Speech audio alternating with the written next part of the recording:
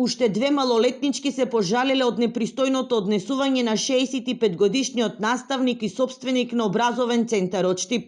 По првичните пријави од 3 девојчиња, вчера во полицијата имало уште 2 пријави, дознава Алфа.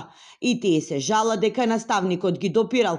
Ова засега се непотврдени информации, бидејќи од СВР Штип, но и од Центарот за социјални работи кои активно се вклучени во постапката, не откриваат нови детали за случајот.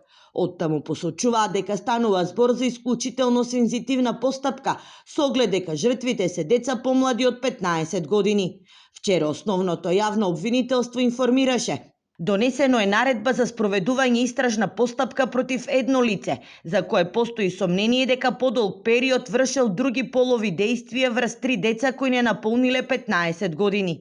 Осомничениот последователно од септември 2023 година до 11 мај 2026 користел прилика во која на девојчињата на возраст од 13, 11 и 10 години им држал дополнителни часови во образовниот центар и им се приближувал и ги допирал по телото. Случајот излезе на површина откако во понеделникот девојченце од 4-то оделение се пожалило од дома дека во изминатиот период за време на дополнителната настава по телото била пипкана од 65-годишниот маж.